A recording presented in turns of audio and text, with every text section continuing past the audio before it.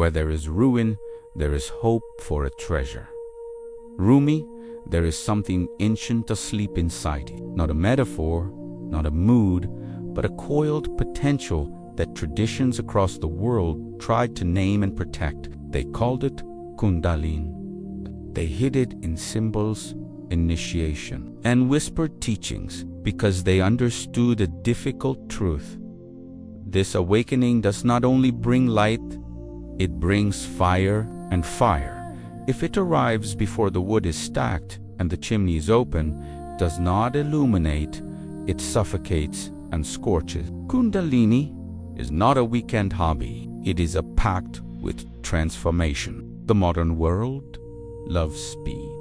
It wants instant ascension, miraculous healing, and enlightenment that fits a busy calendar. But Kundalini is not a product. It is a process that reorders your nervous system, your perception, and your sense of self. It dissolves what is rigid and reveals what is real. If you try to force it, it can destabilize you. If you learn to prepare for it, it can restructure you from the roots up. The question is not, is Kundalini real? The question is, are you ready for what ignites when it wakes? Long before it became a trending topic, this force moved through temples, lineages, and bodies as lived experience. In Kemet, the Uriesta, erect serpent on the pharaoh's brow, was not decoration. It signaled inner sovereignty, a current risen to the crown. In India, Tantric texts spoke obliquely about a coiled power at the base of the spine, sharing hints rather than manuals to protect the unprepared. In Mesoamerica, the feathered serpent symbolized an ascent from earthbound instinct to skyward wisdom. In West African lore, some Dogon stories speak of star messengers whose forms spiral like serpents. Different languages, shared intuition. Something rests in the human that changes everything. Skeptics ask for evidence. As they should. Here is a bridge. Breath changes the body, and the body changes the mind. Slow, extended exhalations can calm the sympathetic surge and invite parasympathetic settling. Toning the voice can stimulate pathways that help regulate state. Safety in the nervous system permits expansion in awareness. None of this proves a metaphysical serpent, but it does show that your biology carries levers for profound shifts. Ancient maps spoke in symbols, modern maps speak in signals. The wise traveler learns to read both. This is why the old teachers insisted on structure before ecstasy. Imagine lighting a bonfire in a small cave with no airflow. You do not get warmth, you get smoke and collapse. Many people meet awakening in the chaos of life through loss, crisis, fatigue, or trauma without the practices, space, or mentorship that help the fire breathe. The result can look like insomnia that will not relent, panic with no clear trigger, sensitivity to light and sound, electric surges along the spine, pressure in the brow, mood, storms, and confusion. From the outside, it is from the inside, it feels like a war between the old identity and the new one trying to be born. Do not romanticize it and do not pathologize it. If you are suffering, seek qualified support. Spiritual development does not replace medical or psychological care. It complements wise care by helping you work with your system rather than against it. The so-called dark night of the soul is not a moral failure. It is a lantern in the basement. It shows you what has been stored, avoided, and disowned, so it can be faced, felt, and freed. Pain here is not punishment. It is adaptation. Like a muscle trembling under a heavier load, your system is learning to carry more light. Here is the paradox most marketing leaves out. Awakening requires more grounding, not less. Before the serpent climbs, the roots must deepen. Before the crown opens, the body must feel safe enough to let go. Strength without softness becomes armor. Softness without strength becomes collapse. Kundalini asks for both.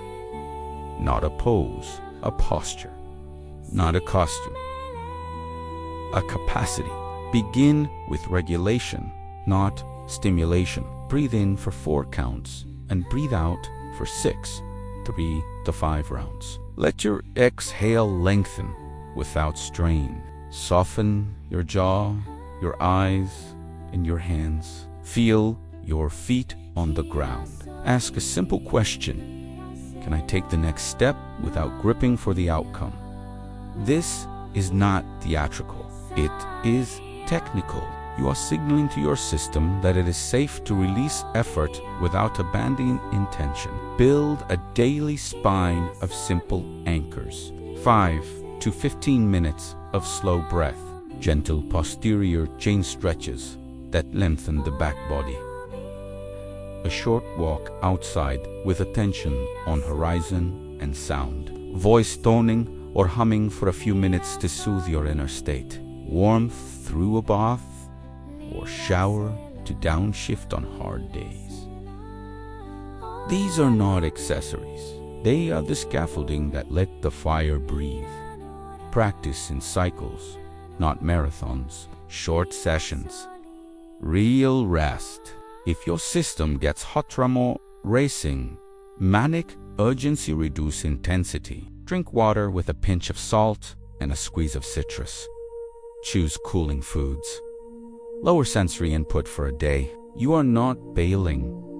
You are building capacity sustainably. Kundalini is not impressed by bravado. It honors consistency, humility, and listening.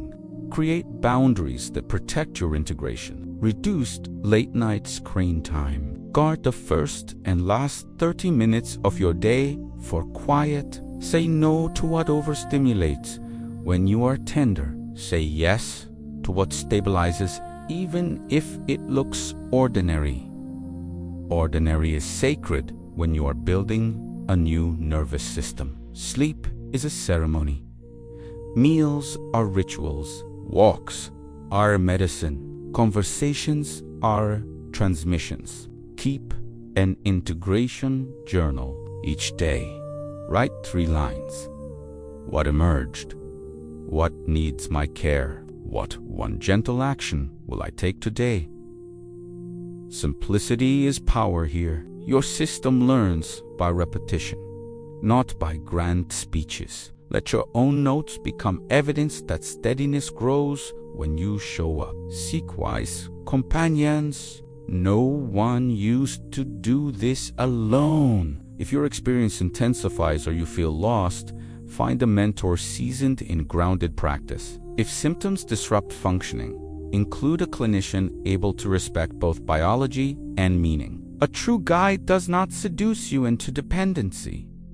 They help you build sovereignty. Sovereignties, not defiance. It is responsibility. It is the point where you stop outsourcing your center and start carrying your light with care. What about the symbols you love? Pine cones on temple walls, serpents on crowns, double helices in your blood. Let them inspire you, but do not offload your work onto them. The pineal does make melatonin and helps set rhythms. Your DNA does spiral with elegance. Your spine is an axis. Your breath a bridge. Whether or not you accept mystical claims, you can honor the message they point to. Your body is more than a machine. It is a temple. Treat it like one. Here is a sober promise. Kundalini does not make you special. It makes you honest. It burns what is performative and exaggerates what is unhealed until you meet it. It asks you to stop acting spiritual and start embodying truth. That may look like changing how you work, eating in a way that actually nourishes you, ending a relationship that cannot bear truth. apologizing where pride has blocked love, or finally resting without shame. Ascension without integration is escape. Integration turns light into life. You will know the path is working not by fireworks, but by fruits. You become easier to be around, not harder to please. You listen more and perform less. Your boundaries sharpen, but your heart softens. You recover faster when thrown. You create without needing to be seen creating. You serve without needing to be celebrated for serving. You become dependable to yourself. The extraordinary becomes ordinary because your ordinary becomes infused with presence. Still, there will be tests, delays, reversals, and dry seasons are part of the curriculum. Do not mistake silence for abandonment. Many initiations arrive as empty rooms where your old strategies cannot save you and your new capacities are not yet strong. Wait there without dramatizing. Keep your anchors. Tend your life. Often, the next layer of power is not granted to the one who demands it, but to the one who can hold stillness without collapsing. If you are hearing this and recognizing yourself, take heart. You are not broken. You are in transit. The sensations you fear may be winds around a door you have not yet learned to open. Learn to open it slowly. Let the light in stages. Let the fire teach you its heat in degrees you can metabolize. Courage here is quiet. It is not a shout. It is a steady hand on your own shoulder saying, "We will walk this. We will not rush. We will not quit." Remember the rule of all true thresholds. Before the serpent rises, make space for her to breathe. Before the temple lights sweep the floor, before the crown shines, comfort the body. Kundalini is not impressed by the words you know or the costumes you wear. It listens for the sincerity of your practice, the truth of your choices, the kindness you extend when no one is watching. That is what opens the inner doors. At the end, you may discover what the elders hinted at in symbols. The serpent was never your enemy. It was your own life force, asking to stop surviving and start serving, asking to stop hiding and start creating, asking to stop pleasing and start living aligned. When it rises with preparation, it does not turn you into someone else. It reveals who you were before you forgot. If this spoke to you, adopt one anchor for the next 7 days. Breathe 4-6 every morning and every evening. Hum for 5 minutes at lunch. Walk outside and look long at the horizon. Journal 3 lines before bed. Reduce 1 stimulus that scrambles you. Add 1 nourishment that restores you. Small, steady, honest. Let your system learn safety so your spirit can grow. Kundalini is not for everyone, and it is not for no one. It is for those willing to build the structure that lets light breathe.